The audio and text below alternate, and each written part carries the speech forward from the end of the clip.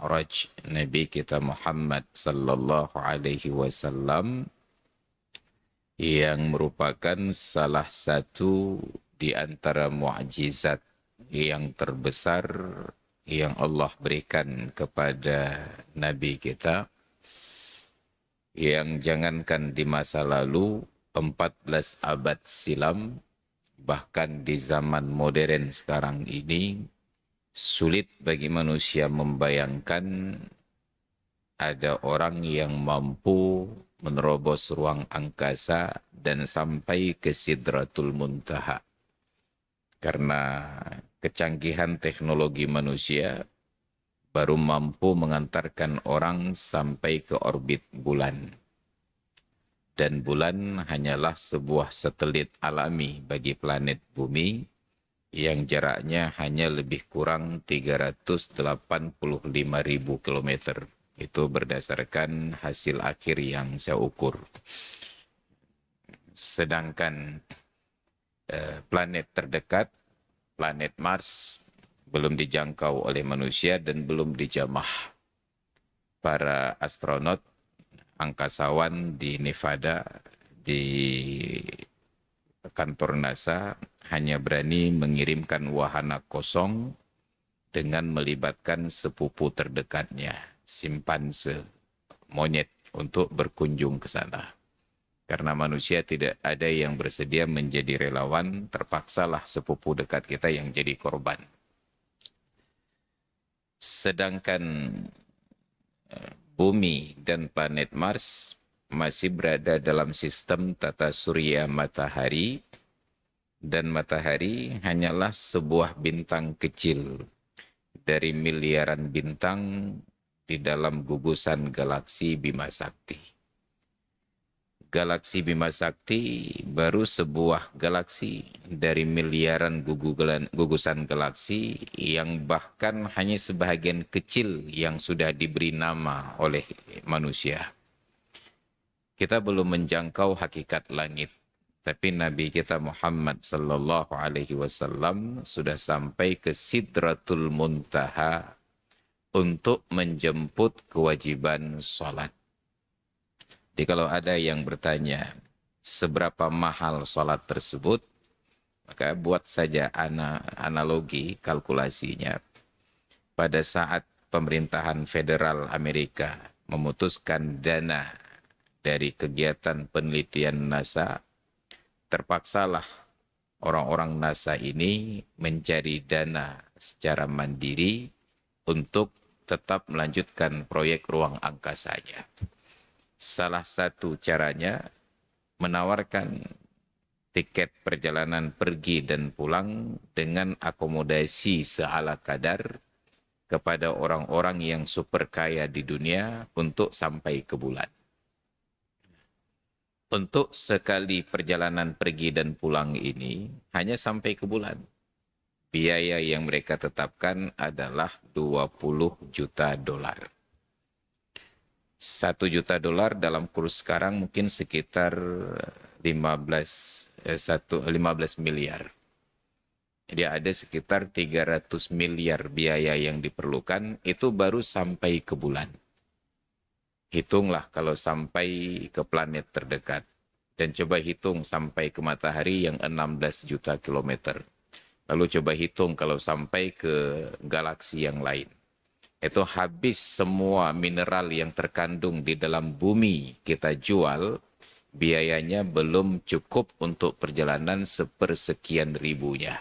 Makanya Maha Suci Allah yang mengilustrasikan dalam Al-Quran, Innal ladzina kafaru thumma matu thumma kafaru la yuqbala min ahadihim mil'ul ardi dhahaban walau iftada bih. Sesungguhnya orang-orang yang kafir, kemudian dia mati, wahum kuffar, sedangkan mereka dalam keadaan kafir, la yuqbala min ahadihim, tidak akan diterima oleh Allah dari salah seorang, bukan akumulasi semua orang kafir, per orang tersebut, mil'ul ardi dhahaban, seberat planet bumi ini dalam bentuk emas. Ada seorang kafir mati di akhirat, dia tawarkan kepada Allah, Ya Allah, untuk semua salat yang aku tinggalkan, untuk semua kekufuran ini, saya bayar tebusan agar tidak dimasukkan ke dalam neraka dengan emas seberat planet bumi. Walau iftadau bih. Walaupun mereka melakukannya. Itu untuk setiap seorang kafir. Kenapa? Jangankan untuk hal-hal yang lain, bahkan nikmat salat itu saja terlalu mahal untuk kita abaikan. Bayangkan Nabi melakukan perjalanan sampai ke Sidratul Muntaha. Andai kata kita jual planet bumi kepada alien, diberikan uang untuk melakukan perjalanan ke Sidratul Muntaha, bahkan belum sampai ke langit yang pertama, perjalanan itu sudah selesai. Nabi sampai ke sana untuk menjemput kewajiban sholat. Turun ke bumi. Kenapa ada kewajiban sholat ini? Momentumnya itu adalah Amul Huzni, tahun duka cita. Ketika Nabi berdakwah, beliau punya 3 sandaran kuat. Ada 3 ruknun syedid.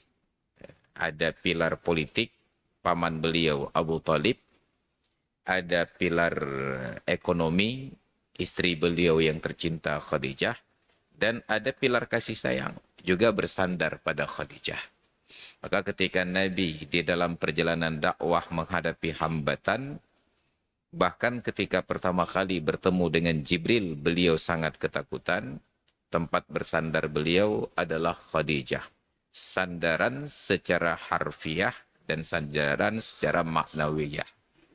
Makna secara harfiah, memang pulang dari Gua Hira dalam keadaan takut dan kalut. Nabi diselimuti, begitu beliau sudah tenang, beliau duduk bersandar. Punggung beliau disandarkan kepada Khadijah. Itu secara harfiah. Yang kedua secara maknawiyah. Khadijah mendengar curhat Nabi terkait pertemuannya dengan malaikat Jibril. Dan Khadijah mempercayai, tidak membantah.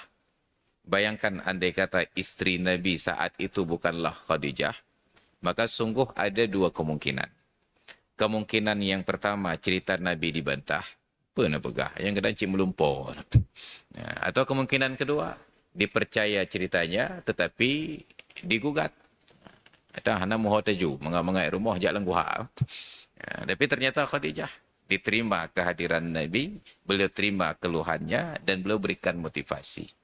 Maka ketika Abu Talib meninggal, Nabi sangat sedih. Tapi kesedihan beliau atas wafatnya Abu Talib tidak seberat kesedihan beliau ketika Khadijah wafat. Kenapa? Karena Abu Talib hanya satu sandaran, sandaran politik. Sedangkan Khadijah mempunyai 2 sandaran. Yang pertama sandaran ekonomi, dan yang paling utama, yang kedua adalah sandaran kasih sayang. Maka dalam keadaan duka cita, dipaketlah oleh Allah untuk trauma healingnya itu jalan-jalan ke Sidratul Muntaha. Tapi itu baru untuk 1 kasus. Dan itu baru pertengahan dakwah 13 tahun, 10 tahun. Jalan dakwah akan panjang dan terjal. Walaupun mungkin saja bagi Allah setiap kali Nabi menghadapi hambatan, dimi'rajkan. Tapi Allah ingin memberikan sandaran yang dapat diakses oleh semua umat yang menjalani dakwah.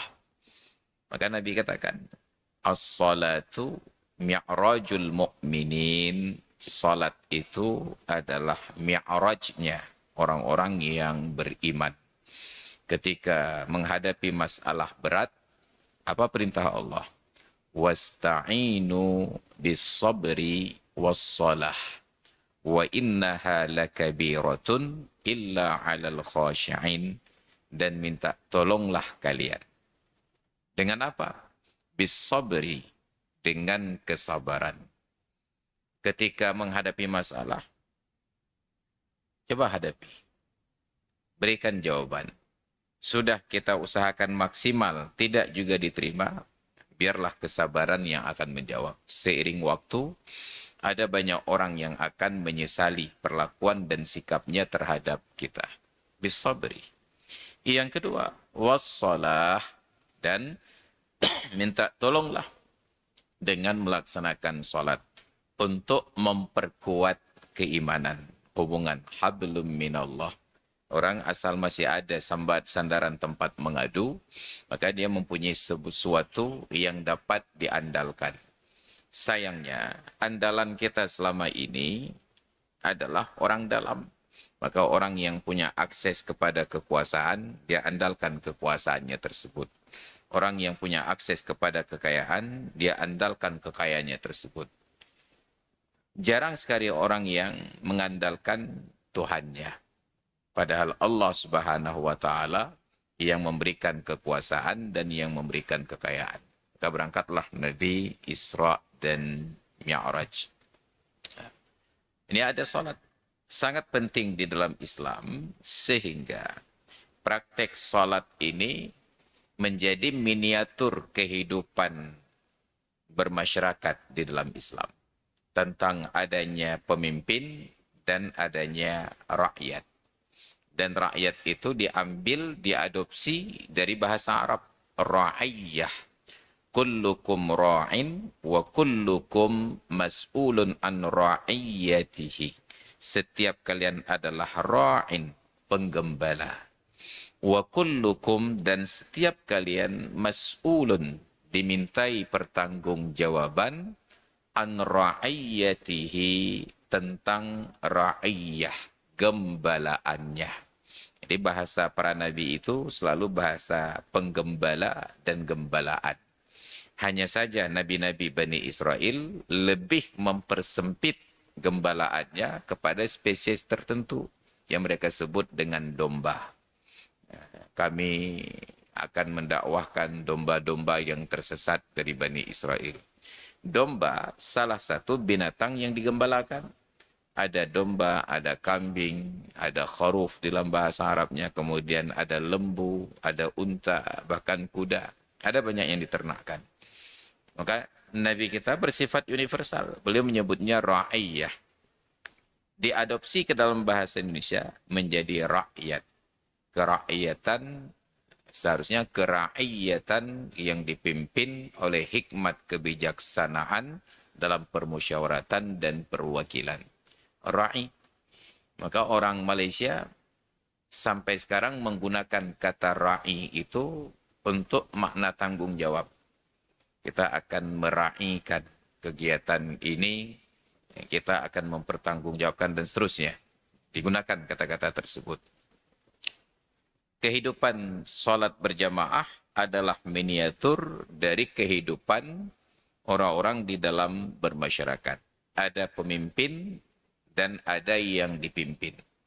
Kepemimpinan tersebut bersifat terbatas. Selama masih dalam koridor taat kepada Allah dan Rasul, wajib taat. Ya, maka kata Nabi, innama ju'ilal imamu liyu'tamma, hanya saja dijadikan imam itu untuk diikuti. Kapan diikuti? Bila benar sesuai dengan kaidah. Dalam bahasa hukum, sesuai dengan regulasi, sesuai dengan ketentuan. Apabila imam sudah menyimpang, maka rakyat berkewajiban untuk mengingatkan. Siapa yang punya ilmu dan mengetahui bahwa pekerjaan itu salah? Seharusnya orang-orang yang berilmu ini berada tepat di belakang imam. Tujuan pertama adalah untuk menjadi contoh. Tujuan yang kedua adalah menegur bila terjadi salah. Tujuan yang ketiga, menggantikan apabila batal. Maka yang berdiri di belakang imam tidak boleh sembarangan. Jadi kita pun harus tahu diri. Jangan mentang-mentang cepat datang ke masjid, bukan di belakang imam, langsung di posisi imam kita berdiri. Kenapa berani sekali? Itu imam itu ayah saya, enggak bisa. Walaupun ayah Anda seorang imam, belum tentu Anda akan mampu untuk menggantikan posisi ayah. Apalagi belum cukup umur. Ya. Maka dibuat ketentuan. Yang berdiri di belakang imam, mestilah orang-orang yang mampu untuk menggantikan imam, mengerti aturan bahwa ada yang sudah salah. Bila tidak, akan terus berlanjut. Jadi saya ingat suatu ketika, di masjid kita ini. Malam Sabtu kalau tidak salah. Sudah sangat lama. Saya keluar ke kota dengan istri, berkumandang azan, dan sampai di sini sudah hampir qomat. Seberdiri di ujung. Waktu itu saf kita masih lurus, belum miring. Kayaknya saya belum mulai pengajian di sini, masih lurus safnya. Sholatlah. Baru rakaat yang pertama, listrik padam, mikrofonnya mati, dan suara imam tidak terdengar. Saking gelapnya, bahkan tangan di depan mata tidak terlihat. Ditambah dengan intervensi suara dari luar. Apa yang terjadi? Secara aturan dalam posisi demikian, makmum yang tepat di belakang imam harus segera berfungsi sebagai muballigh, membesarkan suara takbir imam yang tidak terdengar ke belakang. Allahu Akbar. Ini karena ada mik. Coba nggak ada mik. Allahu Akbar. Harusnya ini belakang imam spontan menjadi muballigh. Allahu Akbar. Supaya orang yang di samping kanan dan kiri dan di belakang tahu bahwa imam sudah rukuk. Tapi saat itu tidak terjadi. Maka kita akhirnya menerka-nerka. Nyosanghi ke rukuk. Rukuk. Nyosanghi ke i'tidal. I'tidal. Sedangkan aturan sholat, salah satu syarat untuk sahnya berjamaah adalah mengetahui gerakan imam. Boleh jadi dengan melihat langsung, boleh jadi dengan mendengar suara takbirnya, boleh jadi melihat kepada saf yang mengikutnya, boleh jadi dengan melihat bayang-bayangnya. Kalau sekarang ini kan pakai CCTV, CCTV. CCTV itu ejaran bahasa Inggris, CCTV. Kayak di Masjid Raya, saf yang di belakang yang perempuan itu tidak lagi melihat imam karena tertutup dengan saf laki-laki. Mereka hanya melihat layar TV. Ternyata imam rukuk, dia rukuk. Mengetahui gerakan imam. Bila sudah tidak mengetahui gerakan imam dengan satu dan lain sebab, maka tidak sah lagi mengikut imam tersebut dan wajib mufaraqah. Jadi tidak boleh ditebak-tebak, nyosang ke ruku, baca ciruku. Tidak boleh, karena sudah tidak mengetahui gerakan imam.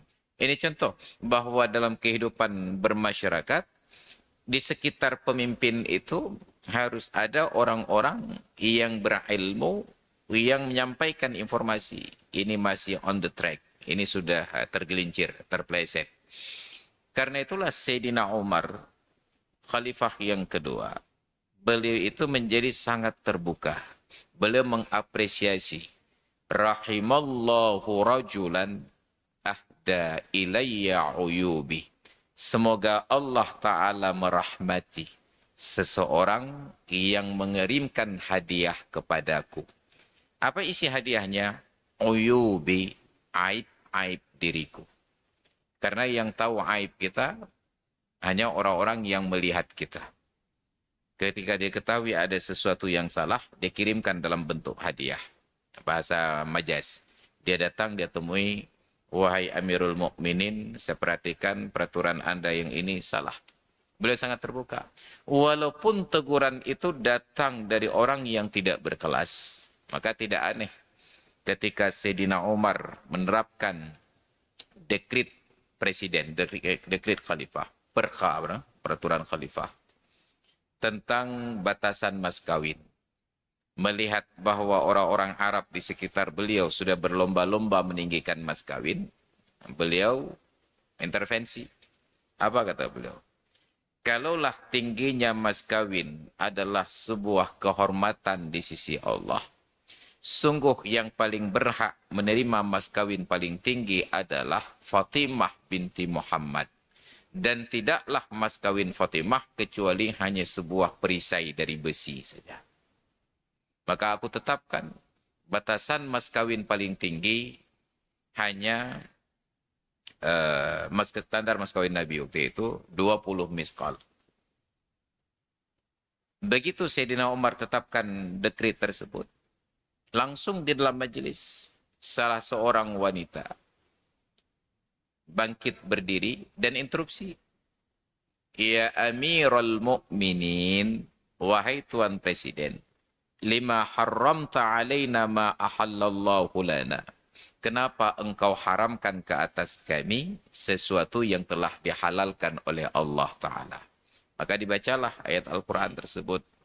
Wa in aradtum istibdala zawjin makana zawjin.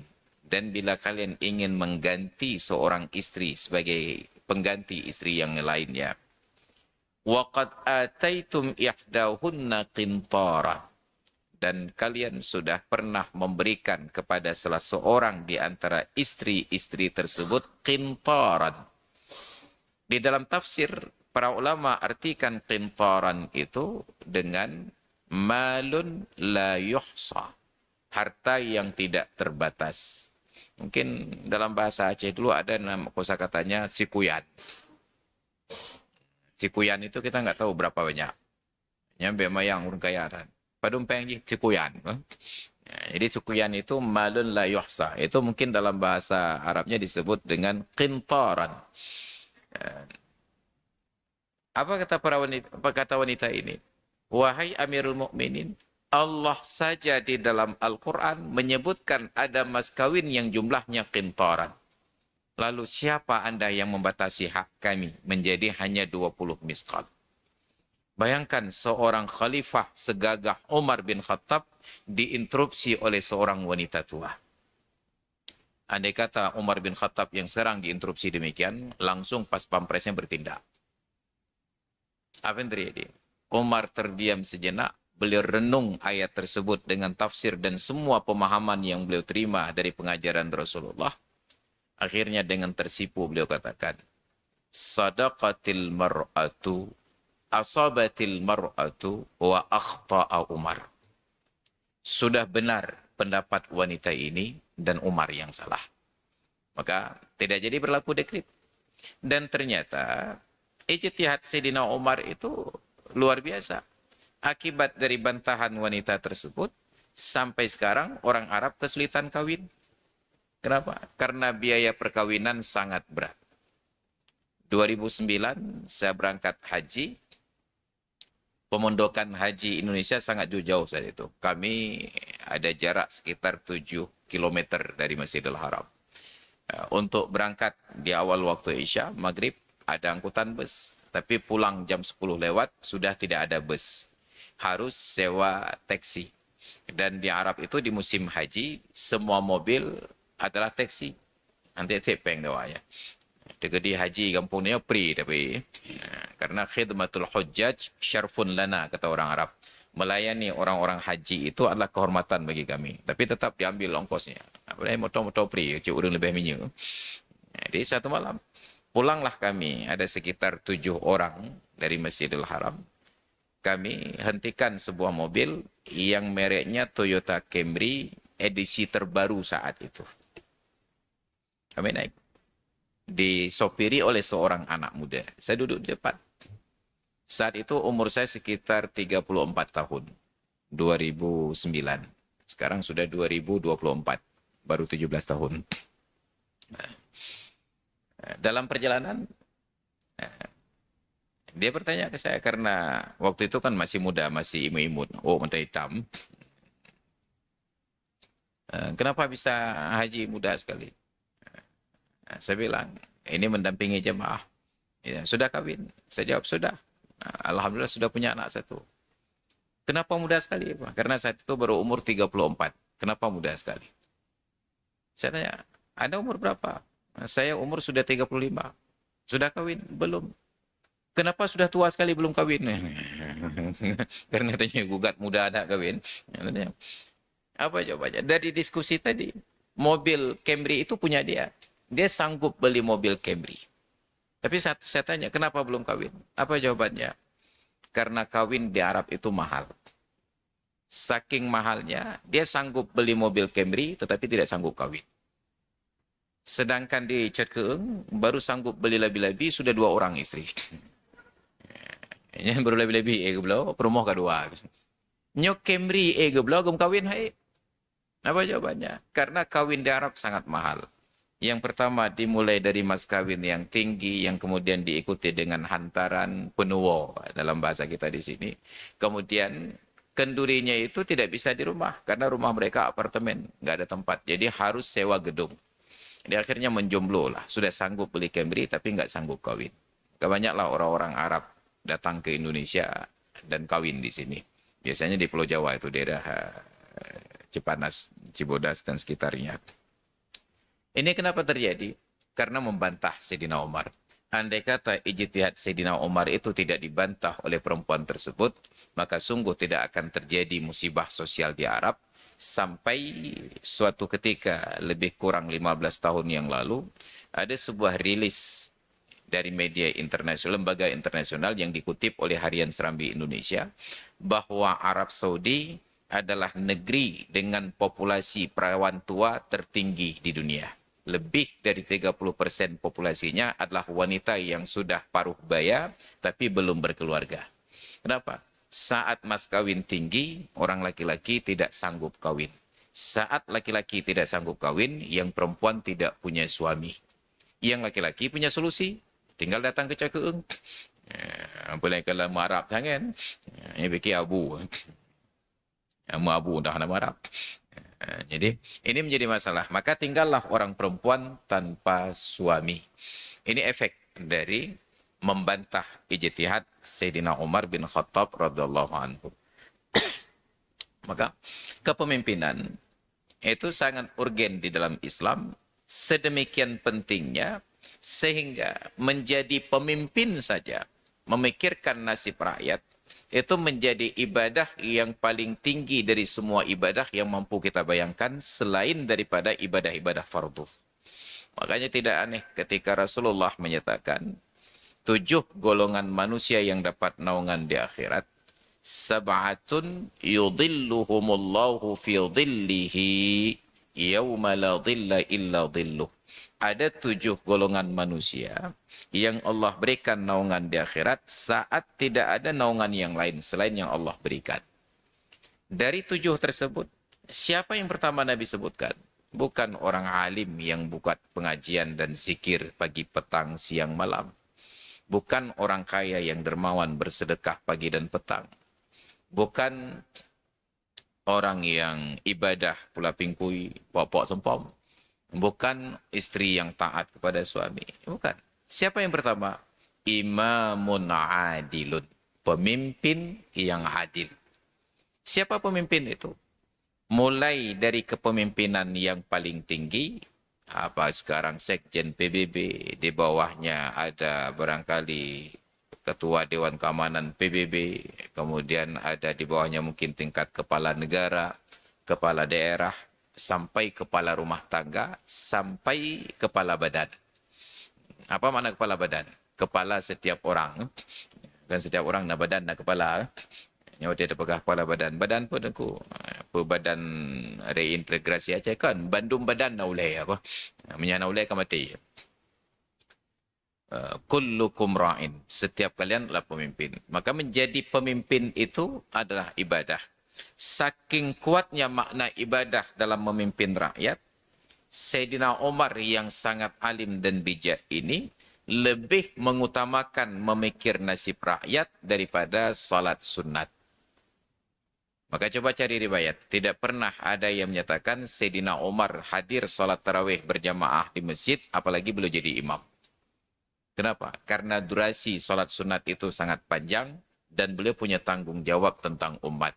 Bagaimana kalau saya sedang sholat, ada rakyat saya mati kelaparan. Padahal itu cuma sholat sunat. Maka beliau utamakan memikirkan rakyat. Karena itulah pemimpin-pemimpin kita di Aceh ini banyak yang mengikuti langkah Sayyidina Umar. Jarang yang sholat tarawih. Gubernur enggak sholat tarawih, wali kota, bupati enggak sholat tarawih. Pak kecil yang nak tarawih. Kenapa? Karena mereka tahu bahwa memikirkan rakyat lebih utama daripada solat tarawih.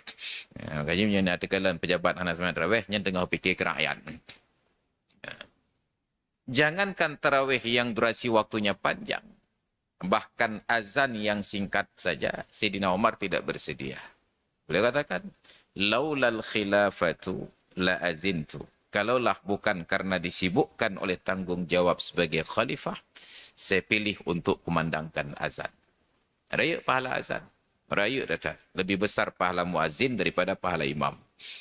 Tapi gengsinya lebih besar imam daripada muazzin. Maka banyak orang berlomba-lomba menjadi imam. Banyak orang pula yang mundur untuk khawatir disuruh untuk menjadi muazzin. Kalau dia jadi imam, terhormat. Datang ke masjid ke pakai baju cik bumtang kuluk, kira-kira berudang ke imam. Kalau tidak dipersilahkan, nyan tampian tengok anak jajak dia, hanya bohyum ke. Tapi kalau disuruh azan, dia tersinggung. Karena duluan datang ke masjid, oleh BKM, melihat beliau yang hadir, tengku, jid nak tolong azan kat. Mbak keyu. Tersinggung dia disuruh azan. Ini na'udzubillah. Padahal azan lebih besar pahala daripada imam. Atwalun nasi unuqan yaumal qiyamati al-muazzinun. Manusia yang paling panjang leher di hari kiamat nanti adalah para muazzin. Ini Sayyidina Umar. Walaupun besar fadilah menjadi muazzin, beliau tetap fokus untuk menjadi pemimpin. Maka beliau pedulikan keadaan rakyatnya. Jangan sampai ada yang kelaparan. Tapi caranya elegan. Beliau datangi orang-orang yang memang beliau kawal rakyatnya. Ketika melihat ada yang membutuhkan, baru beliau datang langsung ke Baitul Mal, mengambil bahan makanan, beliau masak sendiri, beliau suapi. Tidak berdiri di depan istana bagi-bagi sembako. Elegan cara Sayyidina Umar. Beda dengan Umar bin Khattab zaman sekarang. Gedang ke Meligau nak bagi-bagi makanan. Beliau datang langsung kepada orang yang membutuhkan. Kenapa? Karena Sayyidina Umar paham kalau kita bagi di depan istana, yang lewat melintas di depan istana itu rata-rata orang kaya. Anak orang cakap lewat istana Merdeka. Jadi ini filosofi dari Sayyidina Umar. Kehebatan beliau. Maka memimpin itu adalah inti di dalam ajaran Islam, sehingga solat itu terjadi perbedaan pendapat. Apakah berjamaah adanya imam fardu ain, fardu kifayah, ataukah sunnat muakkad. Jadi imam perlu syarat. Mulai dari al-adalah, sifat keadilan, ala syurutiha al-jami'ah, dengan segala syarat-syaratnya. Tidak boleh melakukan dosa besar, tidak boleh terus-menerus di dalam dosa kecil. Ini seorang imam. Maka orang-orang yang didaulat jadi imam, kalaupun selama ini melakukan hal-hal yang buruk, tapi sejak didaulat jadi imam, dia akan serta-merta menjaga diri. Jangankan jadi imam, bahkan duduk majelis pengajian begini saja, itu akan mengubah sikap kita. Saya ini dulu, sampai sekarang, aliran saya aliran sufi, suka film, ngelak nonton film. Tapi ketika tahun 94, waktu itu kan belum ada live streaming, belum ada bentuk-bentuk yang sekarang. Jadi harus sewa CD. Tapi karena sudah diundang untuk ceramah, kiban cara tajak buat toko penyewaan CD, menyutanya kerja kustan, maka terpaksa kamuflase. Pakai helm, pakai jaket manyang ujung. Yang baru bisa sewa CD. Takut nanti kalau dikenal jemaah, oh mau Ustaz lah kau, nyepu film dan nonton malamnya, kamu musibah. Ya. Itu dulu. Padahal sebelumnya bebas saja. Tapi begitu sudah duduk di depan ceramah, sudah tidak berani lagi sembarangan. Dulu sebelum mulai naik mimbar, saya senang main catur. Chess. Duduk di warung kopi yang berjam-jam habis waktu. Tapi sejak diizinkan untuk jadi khatib di kampung sendiri, di Masjid Lamrabo, saya terpaksa meninggalkan hobi untuk main catur tersebut. Kenapa? Tidak ada tekanan, tidak ada yang memaksa. Tapi muncul dari dalam diri. Ketika kita sudah tampil pada mimbar-mimbar tersebut, terbawa oleh keadaan untuk tidak mempertontonkan syahwat kita. Walaupun syahwat itu kategori syahwat yang mubah. Ini psikologi. Makanya, ketika anak-anak kita bermasalah, tidak patuh, tidak taat, berbuat maksiat, mungkin salah satu terapi psikologinya adalah bawa dia ke tempat-tempat yang sakral. Atau hubungkan dia dengan orang-orang yang sakral. Ya, ada saya bertemu dengan seorang jamaah umrah, ibu-ibu, janda. Beliau punya anak yang kecil itu baru SMA. Ketika berangkat umrah, beliau titipkan anaknya ke saya. Ustaz, saya titip anak saya ini, tolong Ustaz dampingi selalu. Maka beliau ceritalah tentang kronologi anaknya yang suka pacaran dan lain sebagainya. Nya tengah jalan bawa umrah niku, mudah-mudahan dia merumpok ke Kaabah, berpulih penyakit. Gitu ya. Ya, pokoknya selesailah umrah. Saya nggak tahu masih pacar anaknya atau belum. Wallahu alam. Ada terapi psikologi tersebut. Ya. Jadi ketika menjadi imam, ada orang yang boleh jadi sebelumnya ada melakukan hal-hal yang tidak baik. Tapi ketika didaulat jadi imam, dia berubah. Dia sesuaikan. Sudah pakai kain sarung, mungkin sudah pakai peci. Hana pegahaba yang kengkan. Itu perubahan. Kalau dengan cara demikian bisa mengubah seorang, nyampe ada pegat jabatan imam bergilir tu Jumaat tepo. Nyan habis warga Prada Bandung taan. Irang kaje kimum ina lagi nyam baca. Apabila terapi itu berhasil. Ini imam untuk menjadi contoh dan keteladanan. Yang berdiri di belakang imam sebagai rakyat ada tanggung jawab fardu kifayah pula untuk mengawasinya. Maka orang-orang yang berdiri di belakang imam harus orang yang paham gerakan imam ini benar atau salah. Dan ketika ada orang yang di belakangnya yang salah paham, yang di belakang yang paling depan ini, makmum yang paling depan, punya tanggung jawab untuk memberikan penjelasan. Suatu ketika, saya salat tarawih di Masjid Baitul Musyahadah, Kupiah Mukutub. Malam itu, saya yang ceramah, imam salat tarawihnya seorang ahli qiraah sab'ah dari Mesir. Syekh Abdul Rauf bin apa itu, saya lupa nama beliau. Salat Isya, kawan-kawan dari IKAT yang jadi imam. Begitu mau salat tarawih, disampaikan pengantar bahwa yang akan mengimami salat tarawih kita adalah Syekh Fulan bin Fulin. Beliau ahli qiraah sab'ah dan nanti beliau akan pimpin salat tarawih dengan qiraah Fulan bin Fulin. Yang salah satu ciri-cirinya adalah pada Fatihah Maliki Yaumiddin dibaca pendek. Maliki Yaumiddin. Diberikan pengantar supaya tidak terjadi kehebohan jamaah. Maka salatlah kami. Begitu 8 rakaat selesai, saya keluar. Saya tarawih 20, tapi menyepuh 8 pekan, ada karat 20. Kenapa? Karena kita baru selesai buka puasa, makan berat, ya pekat main 20. Hangga main. Walaupun saya dari kecil 20, tapi saya berhenti di 8. Kalau perlu nggak salat tarawih. Nah, ini karat. Kenapa? Karena bukan keinginan diri kita, dipaksa oleh keadaan. Saya berhenti 8 rakaat, saya keluar. Di tangga turun dari masjid, ada seorang warga yang mengenal saya, bangkit menyambut sambil bertanya, Ustaz, sah tarawih benar? Apakah sah salat tarawih tadi? Saya tanya, kenapa bang? Bacaannya aneh sekali. Masa Maliki Yaumiddin dibaca pendek? Maliki Yaumiddin. Karena saya berada di belakang imam, maka saya berkewajiban untuk memberikan pemahaman kepada jemaah ini. Jadi Anda nggak dengar, apa nggak dengar waktu pengantar dari adik-adik mahasiswa itu? Nggak, siapa pegang? Imam kita ahli qiraah sab'ah dari Mesir dan beliau akan memimpin salat tarawih dengan qiraah Fulan bin Fulin yang salah satu ciri-cirinya Maliki Yaumiddin dibaca pendek. Maliki Yaumiddin seperti pada surat An-Nas. Qul a'udzu birabbin nas, ilahin nas, malikin nas, bukan malikin nas. Oh, nak pegang Ustaz? Nah. Jadi sah, Ustaz? Sah. Maka ada tanggung jawab orang-orang yang di belakang imam. Siapa mereka? Itulah wakil rakyat. Makanya wakil rakyat itu salah satu tupoksinya, tugas pokok dan fungsinya adalah pengawasan. Bukan eksekusi, tetapi mengawasi dari regulasi-regulasi yang sudah ada. Ada peraturan-peraturan tersebut. Maka di dalam Islam, salat adalah miniatur dari kehidupan bermasyarakat. Innama ju'ilal imamu liyutamma. Hanya saja dijadikan imam untuk diikuti. Makanya pada imam itu, pada khalifah, ada beberapa syarat.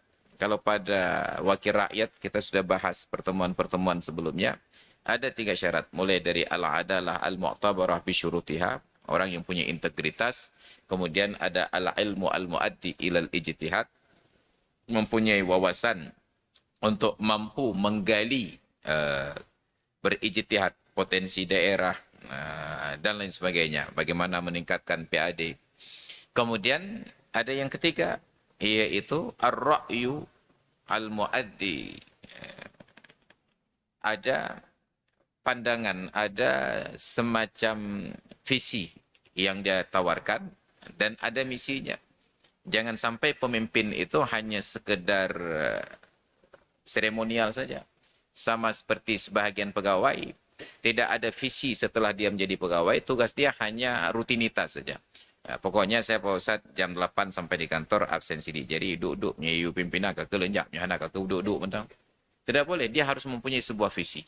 Saya sudah berada di jabatan ini, walaupun hanya jabatan rendah, mungkin hanya staf di kantor, tapi saya punya visi. Sekurang-kurang visinya, keberadaan saya di kantor itu harus memberikan manfaat, harus ada kontribusi. Kalau sudah tidak ada tanggung jawab, jangankan meja, kursi pun tidak ada, karena bangku panjang ramai-ramai benar. Paling kurang, orang yang datang ke kantor ini bisa saya sambut. Apa je terbantu Ustaz? Apa yang bisa saya bantu Pak? Oh saya mau buat KTP. Oh biar bawa ke sini berkasnya, biar saya yang bantu. Itu sebuah visi. Kehadirannya itu memberikan manfaat. Ya kan? Ketika menjadi pegawai, apalagi jadi pejabat, hanya untuk gagah-gagahan. Nah, maka teringatlah saya suatu ketika hadir ke sebuah acara seminar itu sekitar tahun 2008. Saya belum menjadi wali kota Cekung, hana tai telam. Ada seminar di Hotel Padi. Saya datang dengan atribut kebesaran saya, dengan kain sarung, kopiah. Masuk ruangan tersebut, itu baru-baru selesai tsunami, masih banyak kegiatan dari LSM, NGO. Ternyata yang hadir semuanya pakai baju seragam. Cik Londro yang nak seragam, aku kata minta kursi kosong. Begitu saya lihat, matanya kan, lagi orang cakap je ada dua ni. Maka dalam waktu istirahat, bertanya beliau. Dari mana Tengku? Bukan bahasa Aceh, bahasa Indonesia. Dari mana Tengku? Bukan cakap, mana Tengku cakap lah, bukan beruk hatnya. Cakap. Oh, dari Dayah. Pokoknya bahasanya menalah sekedar basa-basi. Jadi karena beliau sudah bertanya, saya tanya pula beliau, Bapak tugas mana? Oh, saya di kantor Pulan. Gagahlah cara tu. Kebetulan, 2012 itu, kantor Pulan. Kebetulan, kepala kantornya saya kenal. Oh, kantor Ibu Pulan. Menan terpegahan pimpinan langsung kunyuk ya. Oh, nuturi pimpinan kamu usah Tengku. Hai, hana akrab tak, cuma nalah wet-wet Aceh ngayan. Oh, hanya benar waktu kepegah ro pegawai kepegahnya panjang-panjang main-main kantor tu. Menang itu pun terturi pimpinannya langsung turun. Tapi nya ada nejak kantor hat Tengku, lembean jam kursi tan bah. Nah, itu dan juga. Jadi ada penyakit, ada sebuah kebanggaan hanya karena punya seragam. Jadi bukan untuk berkontribusi, bukan untuk membantu. Padahal serendah apapun jabatan kita di sebuah kantor institusi, walaupun hanya honorer ataupun kontrak, kita bisa maksimalkan fungsinya itu dengan memberikan kebaikan.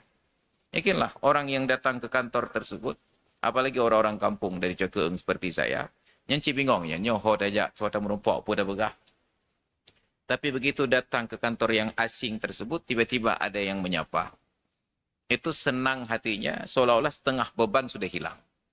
Assalamualaikum, Pak. Waalaikumsalam. Pejik lembantu. Pertanyaan itu saja setengah bebannya sudah hilang. Yang terkedi jadeh gebantar bantu orangnya. InsyaAllah setiap kali kenduri kita akan diundang. Yang kepegah mana? Yang betul undang Bapak Pulan bahkan tu boleh. So ya. Yang kena yang bantu pegak KTP ya harian. Yang ingat-ingat nak. Keputan. Yang nak saya nak kenduri undang. Mak menyaganya anak darah yang mentang dajang. Alhamdulillah lah. Maka manfaatkan setiap momen, setiap kesempatan, potensi sekecil apapun. Maka hadirin sekalian yang dirahmati Allah. Inilah kehidupan kita dalam berjamaah. Oleh karena itu, kita sudah berada di tanggal 5 Februari. Sekali pertemuan lagi sebelum kita mencoblos memilih pemimpin-pemimpin kita di masa yang akan datang, maka kita buat kajian-kajian ini terkait dengan kepemimpinan di dalam fikih Islam, fikih siasah. Dan kita mesti ada tanggung jawab, terlibat aktif, proaktif, dan berkontribusi agar pemilihan umum ini berjalan sukses. Kita ajak kawan-kawan yang barangkali agak frustasi dan putus asa, lah baik tapi kita ada jadinya awaknya cik lah pemimpin. Ada hak kita yang harus dimaksimalkan, yang bila kita tidak menunaikan hak tersebut, ada potensi ikut berdosa ketika yang menjadi pemimpin adalah orang-orang yang tidak peduli kepada agama dan kepada syariat.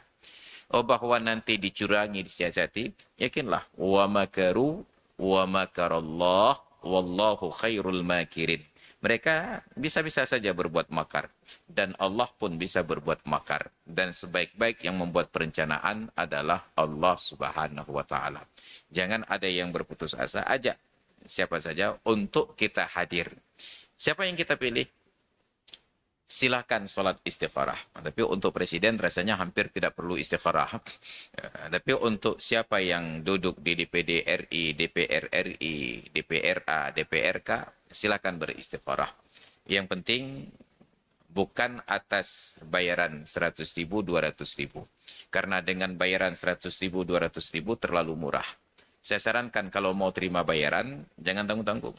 Minta setiap bulan dalam masa jabatannya 100.000. Jadi kalau masa jabatan DPR A, DPR RI, DPRK tersebut ada 5 tahun, maka minta 100.000 untuk setiap bulannya. Selama setahun 1.200.000. 5 tahun 6 juta rupiah.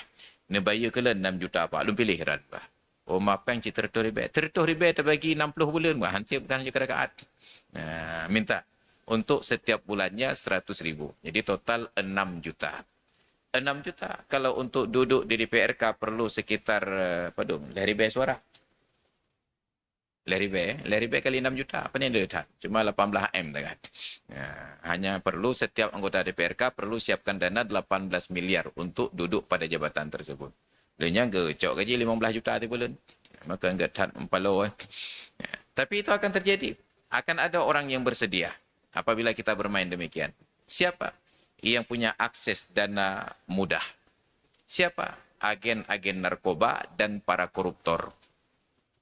Ecok peng negara, ibayu tanya. Apakah bentuknya bansos dan lain sebagainya. Yang penting suara kita untuk dia. Nauzubillah. Maka selama kita masih terbuka untuk menerima sumbangan-sumbangan politik uang, ingat, money politik, bukan kos politik. Kalau hanya sekedar diajak, ayo kita nanti malam ada acara pemaparan visi dan misi dari Bapak Pulan. Kan galak hati aja dengarnya apa. Maka tentu boleh berfikir bagaimana supaya orang mau datang. Dan nanti malam makan gratis, minum gratis, diberikanlah ongkos transportasi atau pengganti uang yang Anda tidak jadi dapatkan selama mendengarkan saya mengoceh. Wah. Itu disebut kos politik. Tapi kalau diberikan uang nanti tolong pilih saya, itu yang diharamkan dalam agama. Maka yang kos politik pun harus wajar. Jangan nanti kos politik menjadi kurang ajar pula. Ternyata tersisip ada money politik di dalamnya. Kita bertanggung jawab. Jadi jangan gara-gara 100.000 atau 200.000, kita melanggar aturan Allah, ar-rashi wal murtashi finnar. Yang menyogok dan yang menerima sogok di dalam neraka. Maka hadirin dan hadirat sekalian yang dirahmati Allah, karena waktu pula sudah tiba saatnya kumandang azan Isya. Kita padakan dulu kajian sampai di sini. Mudah-mudahan menjadi ilmu yang bermanfaat. Dan mudah-mudahan kita bersemangat untuk ikut hadir ke tempat pemungutan suara. Nanti di tanggal 14 Februari, kita ajak saudara mara, kita ajak kawan dan handetolan, kita ajak sahabat dan kerabat, siapapun yang punya hak suara untuk berpartisipasi. Dan kita buka wawasan mereka tentang politik. Jangan terima informasi hoax. Mudah-mudahan Allah berikan kepada kita pemimpin-pemimpin yang baik, sehingga nanti anak dan generasi yang akan datang hidup dalam kemakmuran di negeri yang memang telah Allah limpahkan kekayaan di dalam dan di atas buminya. Hadirin dan hadirat sekalian yang dirahmati Allah, demikian kajian kita di malam ini. Mungkin kita tambah waktu sedikit, bila ada pertanyaan disilahkan dengan segala hormat.